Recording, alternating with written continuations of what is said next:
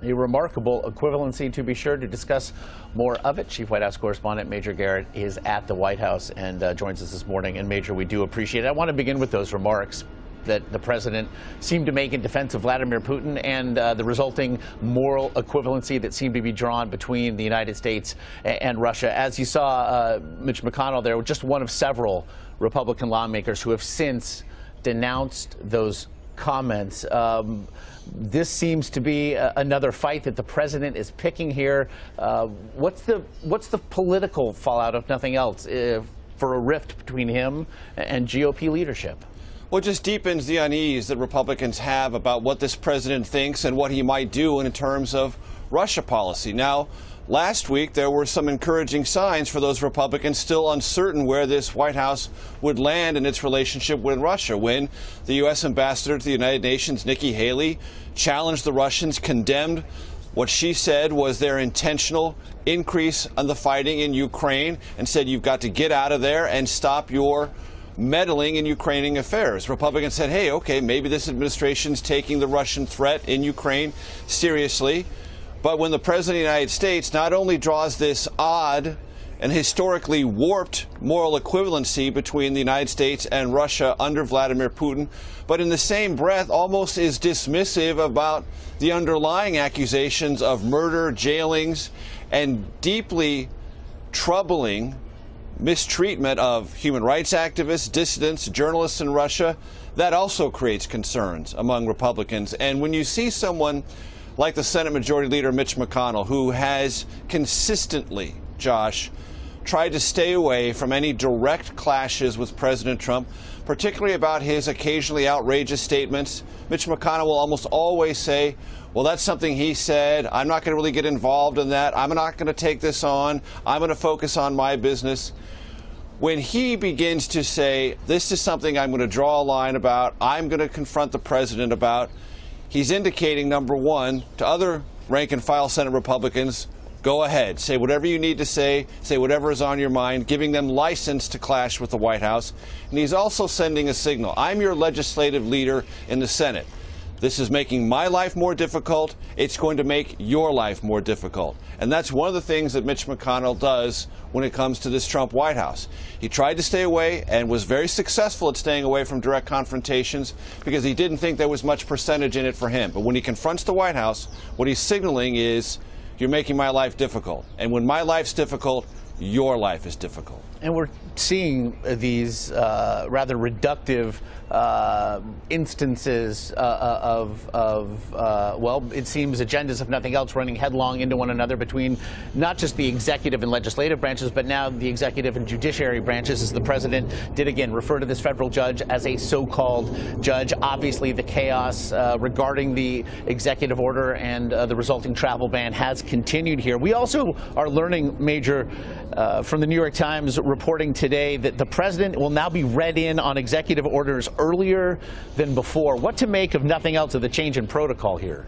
Well, we noticed that last week here at the White House. The promised flurry of executive orders slowed to a crawl, and you felt that there was a new procedure, vetting executive orders much more closely, making sure that they were distributed, and those whose relevant agencies were going to be affected by those executive orders had a chance to review, weigh in, and go over the final language. And therefore, we only saw a couple of executive orders late on Friday, nothing else for the remainder of that week. So you could see and feel the process beginning to shift here. This is all a tacit admission, Josh, that the immigration executive order was badly mishandled. And the difficulty the White House finds itself in now is they can point to clarifications made by the Department of Homeland Security, revisions to the executive order announced and enforced by the State Department. Legally speaking, that doesn't matter. The case before the courts is the executive order as drafted. And the way it was drafted, as Ricky Clayman indicated, creates some constitutional questions that many courts have said need to be resolved. Not only that, in the case of immigration law, precedent in our country is it's not just what an executive order says, but it's what the actors around it say about it. And when the president says, as he did, Christians are going to be given preferential treatment under this order, that becomes a constitutional issue as well. So it's not just the drafting of the order, it's what was said around and about it by the president. All of those things are coming to the focus of the court question, even as the bureaucracy around President Trump tries to calibrate or change the actual implementation of this executive order. It's going to be judged as it was written and as it was signed. And that's the problem for this White House. And you mentioned this idea of the tacit admission, as Ricky said too. There could be slight redrafting here in order to address the constitutionality of it, and yet that would be perhaps, if nothing else, an explicit admission that something was wrong. And I want to get into this idea of tacit admissions. In the same interview with the president and Bill O'Reilly yesterday, we also saw the president say that there would be a new health care plan, and perhaps, though, we wouldn't actually see it in 2017. It would be sometime perhaps into next year. This is something that he had promised, simultaneous repealing and replacing weeks into this administration. That we heard from the president yesterday certainly does not suggest what we'd heard previously. No, it does not. And if it weren't for the Russia news, if it weren't for the ongoing chaos, legal and otherwise, around the executive order, this would have been the biggest headline in the country other than the Super Bowl. Because this is the President of the United States admitting a political reality that, in my conversations with activists on the Republican side and lawmakers of the last couple of weeks, was becoming clearer and clearer to them. The idea of repealing and replacing Obamacare immediately had first bogged down and then essentially disappeared because they don't have a plan. Republicans in this White House do not have a plan to replace the Affordable Care Act. And there are increasing anxieties among Republicans about repealing the Affordable Care Act without a suitable replacement because they don't want to leave people in the breach. They don't want to leave people in this enormous, yawning, and in some cases anxiety-filled gap of coverage between a repealed Affordable Care Act and whatever it is Republicans hope to pass in its wake. And so when the president said, I hope to have it by the end of this year, but it could be next year, he's already telling the country this process has bogged down. It wasn't so long ago, Josh, I would say within the last 3 weeks, where the president said very quickly, almost simultaneously, that rhetoric has disappeared entirely. Major Garrett, much I'm sure you'll be getting to on your podcast, The Takeout. I suppose you'll also be making at least passing reference to a contest of athletic achievement that we saw yesterday. Quite a game. One quick word about the Super Bowl. I'm a man without an NFL team. The Chargers have moved to Los Angeles. I don't recognize that team anymore. Nobody really cares about that but me. But as a longtime Charger fan, I am a fan of the American Football League. And the American Football League won the Super Bowl last night. So I'm all in favor of that. Keeping it old school. Iranians would do well to look at the calendar and recognize that we've got a new president in the Oval Office. That disastrous nuclear deal that the last administration entered into with Iran, as General Flynn said, should have encouraged better behavior by the Iranians. But instead, what we see, whether it be their flouting UN Security Council resolutions, banning ballistic missile tests, or whether it be the way they're arming the Houthis in Yemen, who just last week attacked a Saudi Arabian ship, what we're seeing here is hostile action, belligerent action being supported by or taken by the Iranians, and we're just not going to put up with it anymore.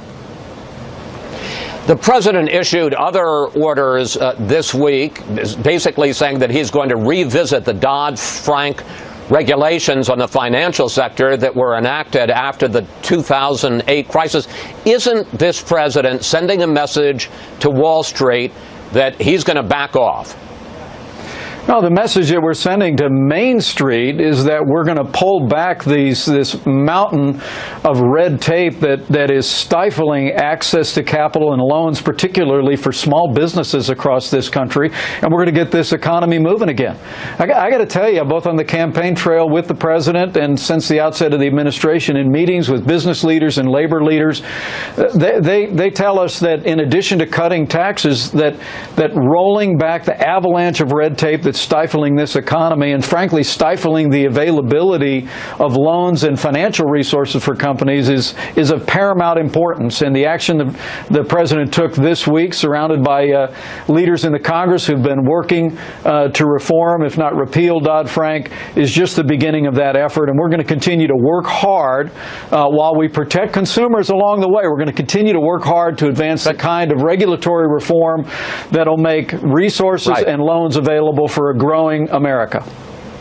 But, Mr. Vice President, the market spoke on Friday. The price of Wall Street firms, their stocks, rose sharply, and the fact is that two of the key players in revisiting the rules are going to be Steve Mnuchin, the Treasury Secretary, and White House advisor Gary Cohn, and they are both former top executives at Goldman Sachs. That sure sounds like you're aiming at Wall Street, not Main Street. Well, but you know, I understand that, and we're proud to have both of those men involved in this administration to bring their expertise. But look, the reality is that you can talk to small business owners across this country, and since the passage of Dodd-Frank, frankly, we've seen the availability of loans in banks across the country begin to dry up for small businesses. Simply the cost of compliance for smaller loans is too heavy in the wake of Dodd-Frank.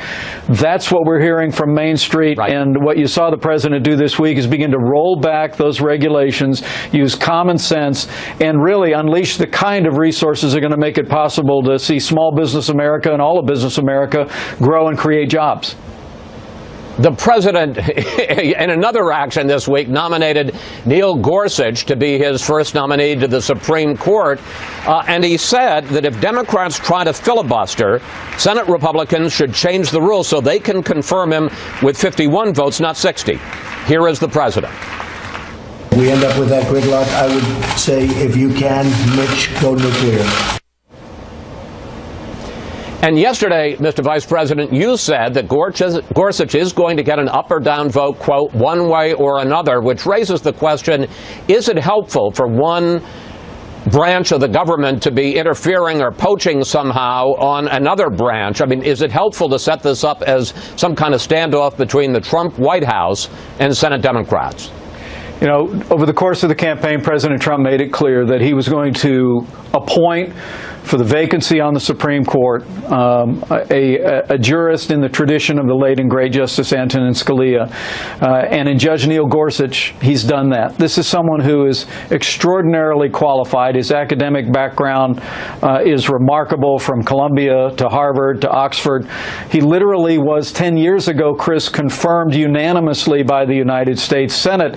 And we're very encouraged at this point that more than a half a dozen Democrats have committed themselves to an up or down vote on the floor of the Senate. Neil Gorsuch belongs on the United States Supreme Court, but no associate justice to the Supreme Court in American history has ever faced a successful filibuster, and Neil Gorsuch should not be the first. That's why the President and I have both made it clear we're going to work with Senate leadership, and one way or the other, Judge Gorsuch is going to get an up or down vote on the floor of the Senate, and we're confident that he'll be confirmed as the newest associate justice to the Supreme Court. I want to pick up on that, because after President Trump sent out one of his tweets dismissing the judge in the immigration ban case as a, quote, so-called judge, the Democratic Senate leader, Chuck Schumer, said that just shows why there should be even extra scrutiny of Gorsuch, because there is a need for an independent judge to stand up against a president who's talking about so-called judges. Well, I think it just shows, frankly, I just think it shows how Senator Schumer is going to reach to anything to try and continue to obstruct the nomination of Judge Gorsuch to the Supreme Court. But that's nothing new. I mean, I got to be honest with you. It's really been surprising to me since the advent of this administration to see the obstruction by Senator Schumer and Senate Democrats of one cabinet nominee after another. I'm going to be called on next week for the first time in American history as vice president to cast the deciding tie-breaking vote for a cabinet nominee. Chris, that's never happened in the history of this country, but I think it shows the level of obstruction by the Democrats in the Senate, and the American people are tired of it. They want to see the Supreme Court have a new justice. They want to see this president have his cabinet, and we're going to continue to work our hearts out for the American people to make sure all those things happen, despite Senator Schumer and his colleagues' obstructive efforts.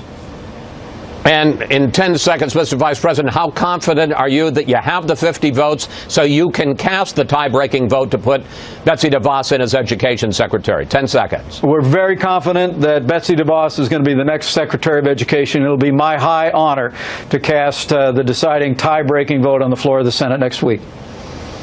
Mr. Vice President, thank you. Thank you for your time. It's always good to talk with you, sir. And I know you're headed here to Houston for the Super Bowl and that you're bringing 2 wounded servicemen with you. Safe travel.